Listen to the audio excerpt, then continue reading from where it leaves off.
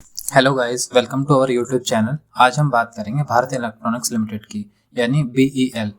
ये aerospace and defence sector से belong करता है और ये एक लार्ज कैप का स्टॉक है। और अगर हम इसके मार्केट कैप की बात करें, वो है ₹1,37,898 करोड़।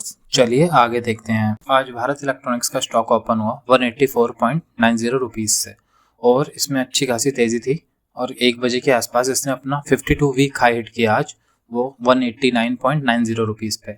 और उसके बाद ये स्टॉक प्राइस थोड़ा सा बैलेंस हुआ और एट द एंड इसने 188.85 रुपीज़ पे अपनी क्लोजिंग दी, यानी 2.92% की आज इसमें इंक्रीज हुआ।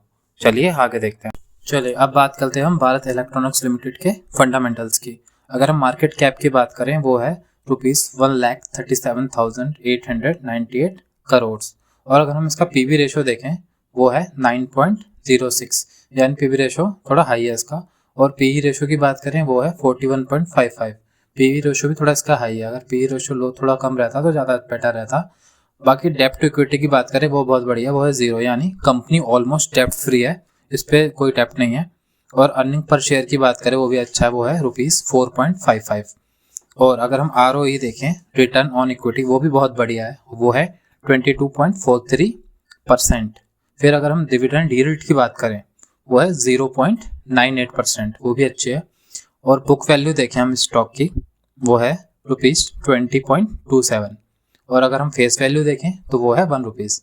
अब इसके फंडामेंटल में हम मेनली देखें तो इसके जो ROE है, रिटर्न ऑन इक्विटी, वो बहुत बेस्ट है 22.43%। और डेप्ट टू इक्विटी सबसे बेस्ट है 0, यानी ऑलमोस्ट डेप्ट फ्री है कंपनी। चलिए आगे देखते हैं।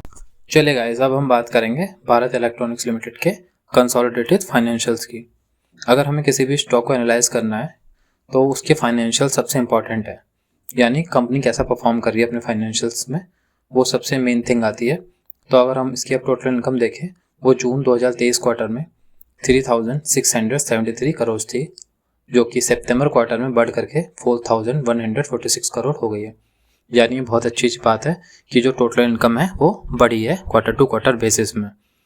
फिर हम टोटल एक्सपेंस की बात करें, वो जून 2023 में को यानी जून के क्वार्टर में 2,969 करोड़ थे और सितंबर 2023 क्वार्टर में बढ़ करके 3,103 करोड़ हो गए हैं, यानी एक्सपेंस भी थोड़े बड़े हैं। फिर हम मेन थिंग आती है EBIT, यानी earning before interest and taxes. अगर हम वो देखें तो जून क्वार्टर में 703 करोड़ थे, जो कि एक अच्छा खासा जंप आया था सितंबर क्वार्टर में। क्वार्टर टू क्वार्टर बेसिस में EBIT में वो हो गए 1,042 करोड़। इससे पता चलता है कि कंपनी के फाइनेंशियल बहुत अच्छे चल रहे हैं। और फिर हम नेट प्रॉफिट आफ्टर टैक्स, सबसे एंड और इम्पॉर्टेंट थिंग अगर हम देखें फाइनेंशियल्स की, तो उसके वो नेट प्रॉफिट ही होते हैं जो आफ्टर टैक्स कैलकुलेट होते हैं।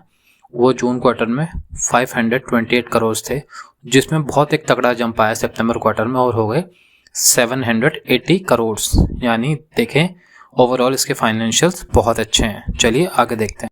चलिए गाइस, अब हम देखते हैं भारत इलेक्ट्रॉनिक्स लिमिटेड के शेयर होल्डिंग पैटर्न को। इसमें हम 4 कैटेगरी की बात करेंगे: प्रमोटर, FII यानी फॉरेन इंस्टीट्यूशनल इन्वेस्टर्स, DII यानी डोमेस्टिक इंस्टीट्यूशनल इन्वेस्टर्स, और पब्लिक यानी रिटेल इन्वेस्टर्स। अगर हम प्रमोटर की बात करें तो इनकी होल्डिंग जून 2023 क्वार्टर में 51.14% थी, जो कि सितंबर 2023 क्वार्टर में भी सेम ही रही 51.14%, यानी no change in promoter holding. फिर हम FII यानी फॉरेन इंस्टीट्यूशनल इन्वेस्टर्स की होल्डिंग देखें, वो जून क्वार्टर में 17.35% थी, जिसमें स्लाइटली डाउन आया, यानी डिक्रीज हुई सितंबर क्वार्टर में, लेकिन इतनी कोई खास डिफरेंस नहीं है और हो गई 17.19%। और फिर हम DII यानी डोमेस्टिक इंस्टीट्यूशनल इन्वेस्टर्स देखें, उनकी होल्डिंग जून 2023 क्वार्टर में 24.84% थी। इसमें भी एक स्लाइटली डिक्रीज आया क्वार्टर टू क्वार्टर बेसिस में और हो गई सितंबर में 24.19%। फिर हम पब्लिक के शेयर की बात करें, जून क्वार्टर में पब्लिक का शेयर 6.68% था इसमें, और सितंबर क्वार्टर में बढ़ करके 7.49% हो गया। यानी ओवरऑल हम देखें प्रमोटर का सेम रहा, FII और DII में हल्का सा डिक्रीज हुआ है शेयर होल्डिंग पैटर्न में।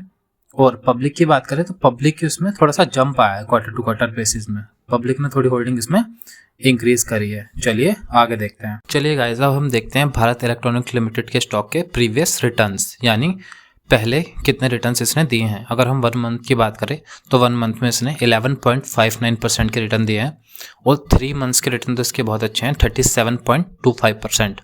और 6 मंथ्स का रिटर्न देखें वो है 48.37%। और 1 ईयर का देखें हम डेटा तो उसमें इसने 88.74% के अच्छे खासे रिटर्न दिए हैं। और वहीं 2 ईयर की बात करें तो इसने 157 यानी 157.12% के अच्छे रिटर्न दिए हैं।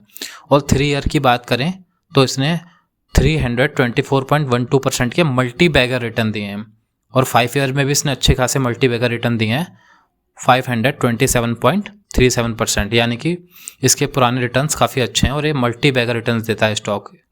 और अगर हम इसके पॉसिबल अपसाइड लेवल की बात करें तो अगर ये स्टॉक ब्रेक करता है अपने 200 रुपीज़ के लेवल को तो देन जो पॉसिबल इसके अपसाइड लेवल आ सकते हैं वो ₹250 तक भी आ सकते हैं, क्योंकि इसकी फाइनेंशियल्स अच्छे हैं, शेयर होल्डिंग पैटर्न भी ठीक ठाक है और कंपनी में ग्रोथ हो रहा है और कंपनी की ऑर्डर बुक भी बहुत तगड़ी है इसकी। और जैसे कंपनी की सेल्स और टोटल इनकम सब कुछ इंक्रीज़ हो रहा है तो पॉसिबिलिटी है कि बहुत अच्छे रिजल्ट्स दिखा सकता है और इसके स्टॉक प्राइस में काफ़ी अच्छा उछाल भी देखने को मिल सकता है लॉन्ग टर्म में। Thank you guys for watching our video. Please do like this video and subscribe our channel Stock Market Info Updater